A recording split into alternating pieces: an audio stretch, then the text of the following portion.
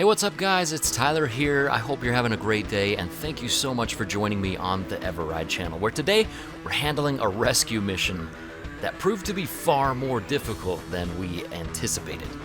Now, if you get anything from this video at all, it should be this. If you are out of water, dehydrated, injured, massively lost, and or generally just in bad shape, you should signal for the experts with search and rescue. It doesn't matter what your friends or people in the forums or comment sections might say. Your family would much rather have you back with a wounded ego than as a few bleached bones in a body bag. So put your pride aside and get some help, because when you're dehydrated or in shock or really injured, it doesn't take long at all to lose reasoning, make poor decisions, or even lose consciousness. If literally anything had been just a hair worse than it was on this so-called ridiculous rescue, it could have been 3 of us up there, dehydrated, incoherent, calling for help instead of just 1. In our case, we got really lucky. But the reality is that this could have easily gone really sideways really fast. I was so close to passing out several times during this rescue, and I seriously considered pressing my own emergency beacon. And we were terrified that we might exhaust all of the liquid that we had brought just trying to reach the downed rider who we were trying to rescue. So it was bad all the way around. And here's something to know as you watch this. I had crisis management training for many years while I worked at a treatment center for troubled teens, and we were trained to appear as calm and confident as possible during a crisis situation. Unfortunately, my version of calm and confident while diffusing massive stress usually translates to laughter at inappropriate moments and some really bad quips. So just a heads up, the smiles and jokes are a coping mechanism to get through intense stress. Optimism, though, is vitally important during hard times, so if I seem overly optimistic during this pretty sketchy rescue, that's the reason why. So, hopefully you will enjoy our ridiculousness and learn from both our mistakes and our successes. So to start things off, I was just getting home from picking my friend Michael up from the airport for a rally when I got a text from my wife letting me know that there was a lone rider stranded in the desert who, according to his texts, just needed some Gatorade and maybe a little help lifting a bike.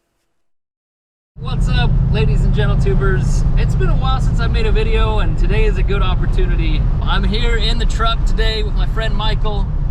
Hey. He flew out from Minnesota. Minnesota, eh? He's the guy who taught me, what's the phrase?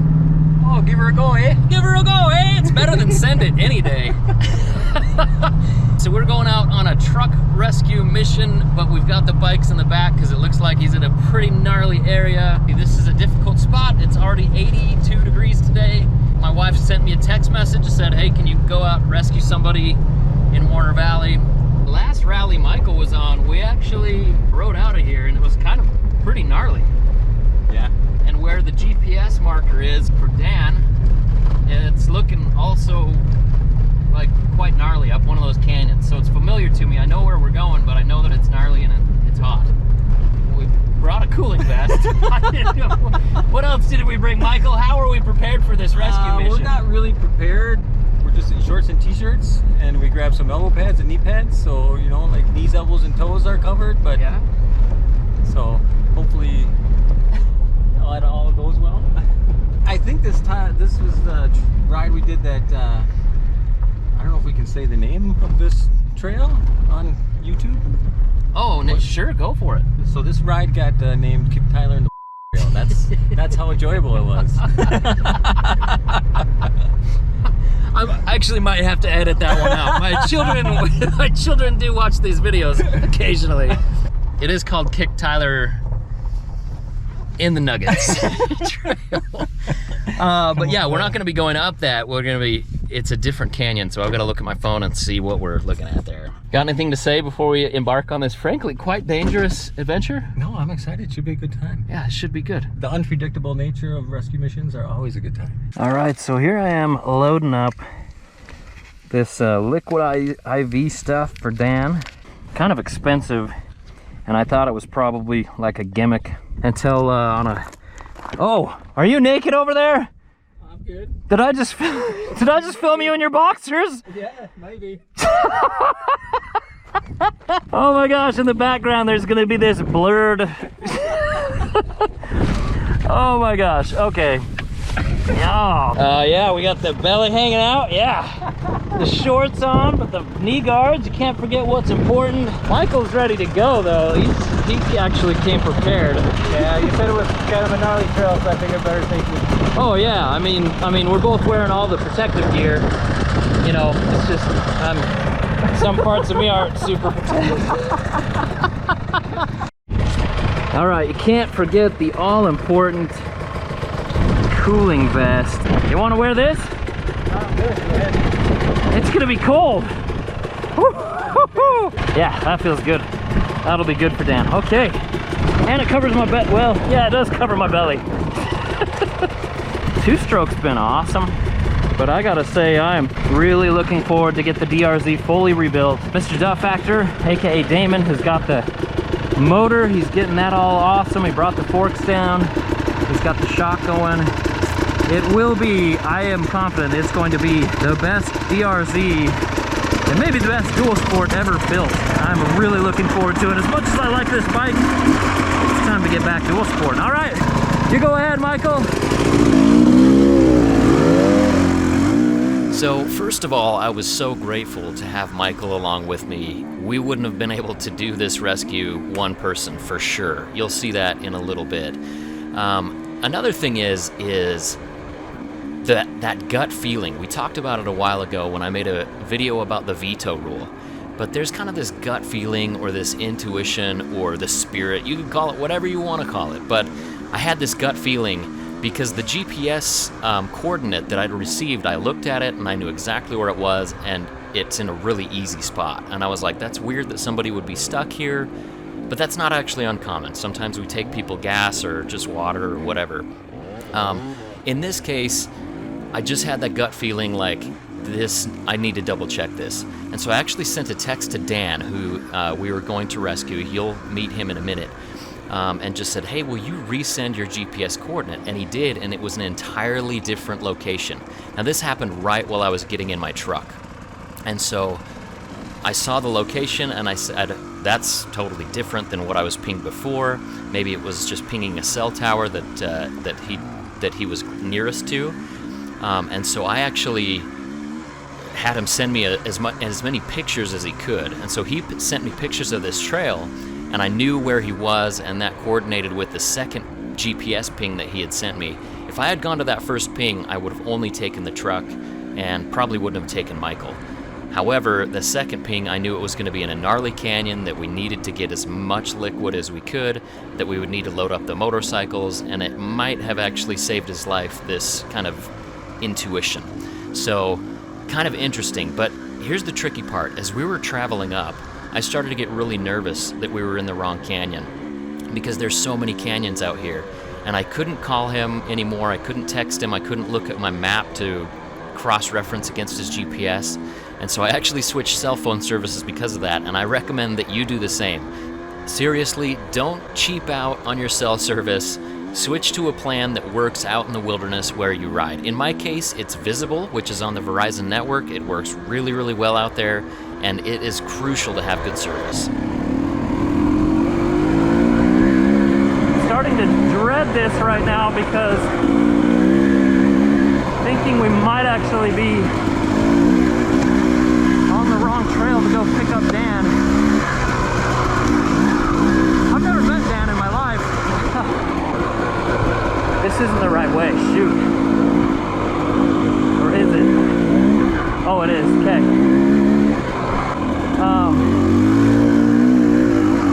This is where this trail becomes no joke. On an 80-degree day, it starts to get gnarly.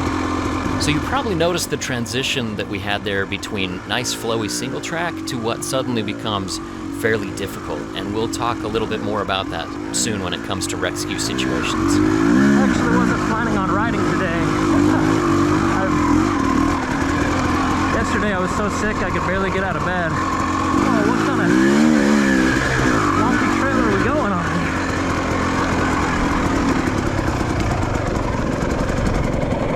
Well, this is where things start to get real gnarly, man.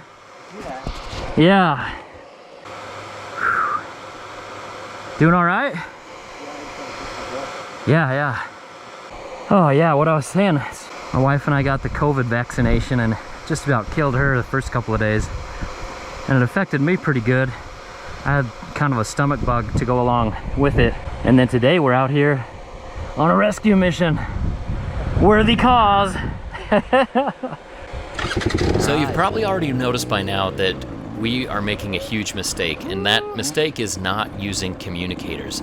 Now you can use whatever headsets you want, Cena's or Ricardo, Scala, Pactox, or whatever. I really recommend the Pactox. I absolutely love them. That's what I use for my tours. But in a situation like this, communication is so key to tell somebody to watch out for something, if they need help, if you have a recommendation, if you can see a line that they can't see. There's so many reasons why communication is absolutely critical. Least of all, telling somebody I'm tired, or I think we need to hike this, or, you know, anything like that. Oh no! All right, man, I'm here. Yeah, this is a slippery, crappy spot. Yeah, that's feeling juicy. Okay, I'm gonna do the front wheel drive. So let me explain front wheel drive and the reason behind it rather than like pulling a pull strap or something. Front wheel drive just keeps the front wheel on the ground with that traction, and you basically roll it forward. You can see what I'm doing there. But it helps a lot, and sometimes it's more effective to pull, sometimes it's more effective to use front wheel drive. But if you're gonna pull somebody's tire, keep your fingers out of their spokes. Right here you can see that Michael's having kind of a hard time. These rocks are so slick. And first of all, sandstone has tons of grip. However, when it's covered by dust, it's really slippery. So we're doing all that we can, but it would be good if he kept more weight on the bike. Nice. Nice, now he's got it. All right, see how a old out of shape dog like me does.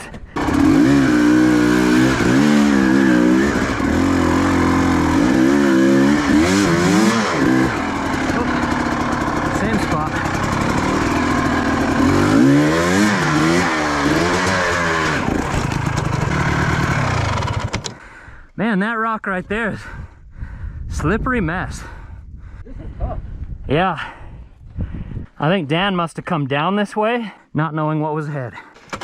So a second ago I was talking about how the trail went from smooth, flowy single track to becoming just a total beast. Now when you're going down this, that's something else, because you can't turn around and go up stuff that you've come down in some cases if you're fatigued, if you've been tired, if you've run out of water. So it can get really gnarly. Be aware of where you're riding.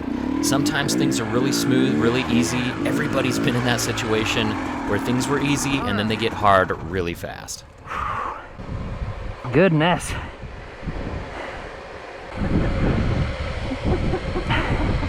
This is why you don't ride alone, guys. I was just thinking. This is why you don't ride alone. I was laughing because I was thinking it might be faster hiking. Yeah, it might be.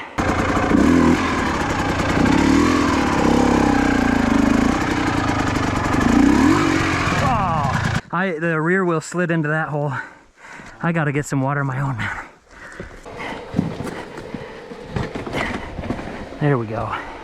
Now I think I've got a kind of a straight shot. So about here is when things really started to set in, that we were on a difficult trail. It was actually very hot. We were getting winded. We were using our own liquid really fast. And, you know, it just kind of started to get real here, where we started to feel dizzy and faint. And yeah, things got kind of gnarly at this point. Oh my gosh. All right, so here we're wising up and using some of the equipment that we have. These are green chili adventure gear, just normal tie-down straps, but we were using it as a tow strap along with the tow handle up on the front of the bike. Really good gear, good equipment, and kind of saved the day here.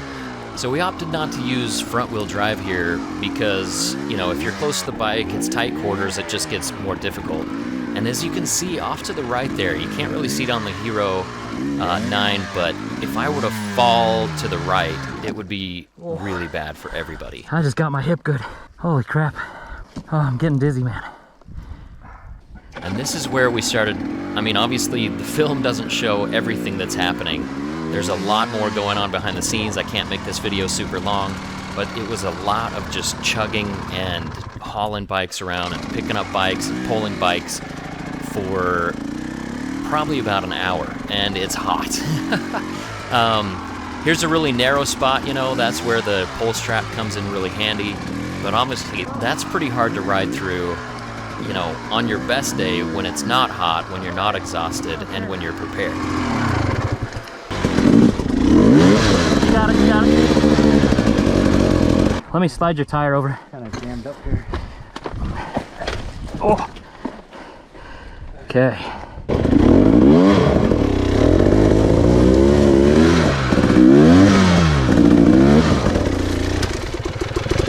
Nice.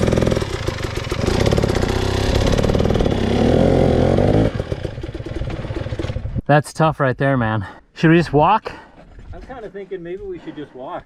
All right, Michael, what's happening? Why are your shoes off? Oh, because, you know, we're out here in the desert and we wanted to, you know, connect with Mother Nature. We're going to do a little earthing, it's called. We're going to absorb the, you know, the energy from the earth. It's really healthy. It helps, you know, with inflammation and energy and all that. Yeah, we've already absorbed plenty of energy from the sun. This trail is just got us spent. I think it's pretty gnarly trail. It took two of us. Yeah. Doing everything we could to get the bikes this far. Yeah. And I think the wise move is to hike the rest of the way, conserve energy, considering we're still got to get a rider and their bike out. We don't want to have three bikes stranded. Yeah. So what's the lesson here? I'll bring sandals. Don't ride alone, and bring tons and tons of water, because he's stranded because he's out of water. He's dehydrated. Yeah, fun fact. I did a 48-hour fast that ended like 18 hours ago. So if I seem extra gassed, yeah, that's why. You got like no energy. Yeah, headaches are plentiful. And then I did that fast because I was having so much stomach problems. So yay! Maybe that's a lesson to learn. So Michael, one thing I gotta warn you about is out here in the West, we've got cacti and rattlesnakes. As long as you got big spiders. As long as we don't have big what? Big spiders. Oh, we got those too. Oh. There goes Michael. This is a pretty steep stretch right here. Of course the GoPro can't tell, but obviously I'm pointing it at the sun, so hopefully he's okay, because this is gnarly. This is like the only shade. It is hard to find. In the whole canyon. Trying to save some water, some liquid for him. Yeah, we're gonna use up all the rescue supplies getting there. Yeah. Man, now that I think of it, it might have been easier to actually go up and then come down. Up and then come down. So go up the no. Well, too late now. Onward. So this was terrifying because we came around the bend, saw his bike, and we'd been calling his name with no response. And so to see him move right there was actually a huge relief. Here, drink that. I didn't think you guys were gonna have to walk up here. Holy. Dude, it's freaking gnarly. Oh, I know. Man. Believe me, I know. The rescue team couldn't even get their bikes back here. Yeah, dude, we suck at our jobs. Oh, dude. I knew this canyon from that shot that you gave me right there. Oh. And yeah, this is a freaking super gnarly canyon. And so we'll get you hydrated and stuff and just hike down nice and slow. Doing okay? Yeah, my head's kind of there now. I just keep cramping. Yeah, just let that stuff soak in. Take all the time you need, man. Well, sweet, man. I'm glad we found you. Alive too. Right? Yeah, I got a little nervous because I kept shouting your name, and then and then even when I saw the bike, I shouted, and I was like, not a good sign. Yeah, I keep drifting off. Well, yeah, just keep drinking. We got lots of fluid, so that's the one thing we did bring. Yeah. We're laughing because we get up here and it's like, it's probably the most unprestigious rescue of all time with this going on. It's like, yeah, we were in a rush. I don't know if this is going on YouTube. So Mike's gonna ride the Berg out. How are you feeling? No cramps? We'll just take it super easy. Michael's gonna handle this beast. So you can tell here as Dan's holding the camera that I was pretty gassed. My hands really wouldn't work too good to control the brake while I'm pushing it down here. I'd keep hammering the brake. But the cooling vest actually was totally dry by this time. It wasn't going to be any good to Dan. It was keeping me from getting a sunburn, but it did work really well up to this point. Do you want, what size helmet? Do you care if he jump? Where's your helmet? It'll fit him. Well, I guarantee it'll go on his head. Might be a little loose. I got a giant dome. Maybe a little. You want a hat? You can throw my backpack. Oh man, wow. Did he just make fun of you, low-key? Like, Can't embarrass me. 2XL. just means you have a big brain. Yeah. Then it started going downhill. I'm like, okay, can't get any worse. Yeah. Nice. Yeah, Michael's a good rider. Are you good to walk a little ways? Cramping again? Yeah.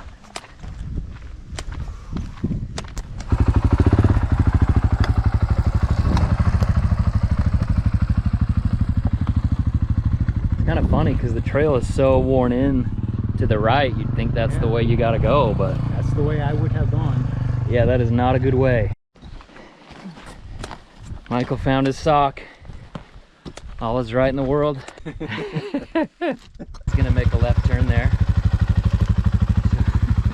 All right, onward. Why you signal? Yeah, he's glad he's got the signal going.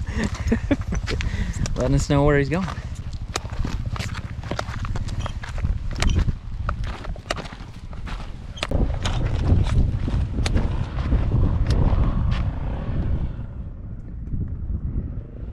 I would just do a bum slide on this one. Yeah, pretty much. But if you don't scoot, then I'm not gonna scoot.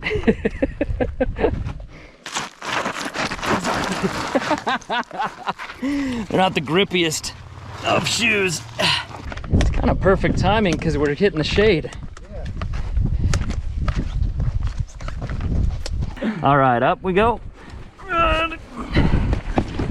And the pivot. There we go. You can go ahead and drop it now. So I'm including these shots to maybe give you a little bit better kind of GoPro perspective on the steepness of this terrain right here and the narrowness and rockiness of the trail. You can see it pretty good in the shots here. You can see Michael's pretty low there. Yeah, it's a pretty steep area, pretty gnarly. There's no way Dan would have made it down that on his own. Now again, search and rescue would have had a much better time of this. They're usually in side-by-sides, but they do have really good dirt bikers on their crew. Something that you should know about search and rescue is usually it's a volunteer thing, and the search and rescue itself doesn't actually cost any money. It's actually the ambulance ride or the helicopter ride, which would require the money. And in this case, a helicopter ride might have been necessary for Dan. We were so glad that we had enough fluids, and obviously it doesn't show in the video, but we waited there for a long time while he got hydrated and rested, and then he made the call to walk instead of, get somebody else to come up and help us. But we're really glad that he was able to walk out. And then we had to get his bike down the super rough part, which is pretty difficult. He's got a Husaberg 570, which on paper is a light bike. It did not feel light taking it down this gnarly stuff. So you can see me there shimmying the wheel back and forth, and that's a good way to just kind of reposition the bike and conserve some energy, especially on downhills where it's slippery.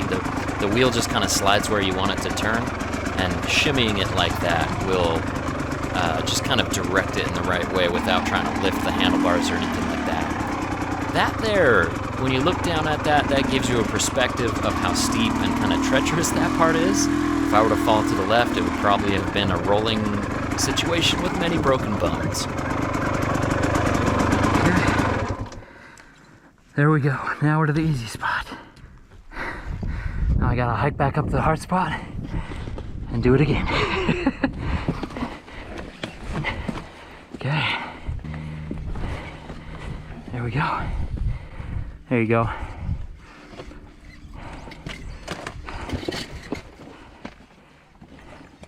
You can tell here that Got it? Michael's gassed, I'm gassed. Obviously Dan is gassed. We're all just having a rough time. All right, Dan, you okay if I ride yours down?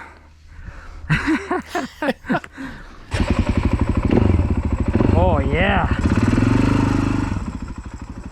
So this bike had really sensitive brakes and it was really tall. It's so hard the first time you ride somebody else's bike when you jump on it and you're automatically going down something really gnarly that's hard even on your own motorcycle that you're used to.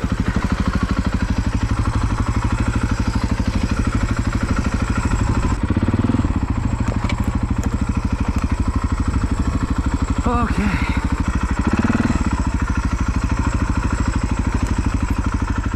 I'm just trying to tippy-toe it, and you know, it's just that slow fall that just is the worst. And picking up that thing alone in the state that I was in just wasn't gonna happen. Okay. There we go.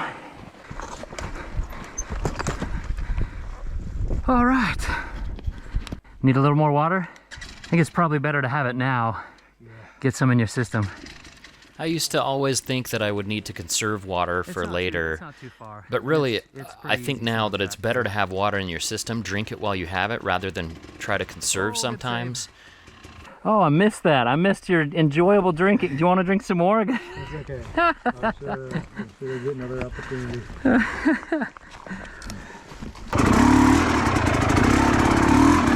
Pretty concerned about Dan right here.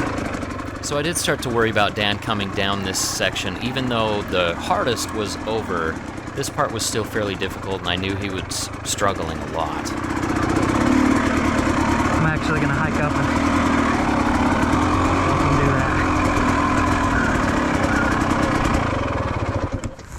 that. Okay.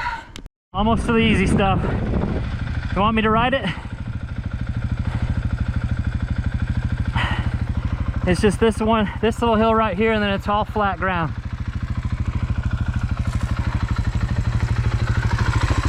Nice. He's home free. Oh, good.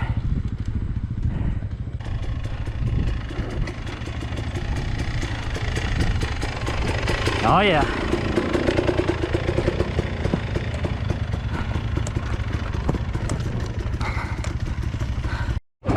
Okay.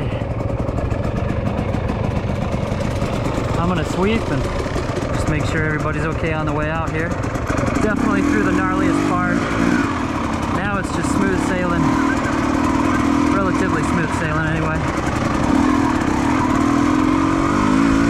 Oh! So you guys, mission accomplished, I guess. We're just gonna really slowly putt back to the truck and load things up and be on our way. Man, it's crazy. Even with a lot of water, we still are right down to the very end. 3 liters in mine. I think Michael had 2 or 3 liters. And then we brought an extra, I think 3 liters. And yeah, we're right at the end. So water, it's a big, big thing always. All right, so my camera died, and the next thing we're doing, we're recording in the truck, and we thought we were recording this huge, long explanation of everything that happened. You know, we got Dan safely back to his truck, but then it ended up that Michael had just taken a picture instead of hit the record button, and so that's where we're at here. All right, so we got a good picture. I'll let Michael do the. I'll let Michael do the feeling. Michael runs the camera. Yeah, it's all right. But yeah, what did I even say that was important in any way? Yeah, he was saying that he probably shouldn't have been out there alone. We went through a lot of water, like a lot. You know, it's only 80 degrees today, but when you get on a gnarly trail, holy cow, it gets real bad, real fast. Something that he said is it started out being real easy, just a nice single track. He actually followed some side-by-sides, and everything was good.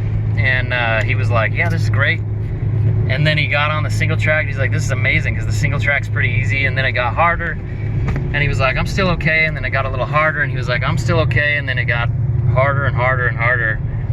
And then eventually he was like, I'm not okay. And got kind of grim there for a minute. But everything's good. But yeah, plan for a lot of extra water. Ride trails, you know, if you're riding alone, try to ride with friends or guides or something. I don't know. Yeah, all in all, it's a mistake that we've all made. Also, we were about to push our own button. Yeah. Pulling that bike up, I was like, I don't know if it's on video, I don't know, but I was like just about to pass out. That heat, man, it gets to you. It's only 80, so just make sure to pack lots of water, and yeah. We made it though. Yeah. Everybody made it out? Everybody's alive. 3 guys, 3 bikes, it's all good. Yeah, good dude. You wanna say it? Say what? The end? What? Much love, or you know, whatever. You're the star of the show. Oh yeah. Yeah. Much love. Ever ride out? Oh yeah.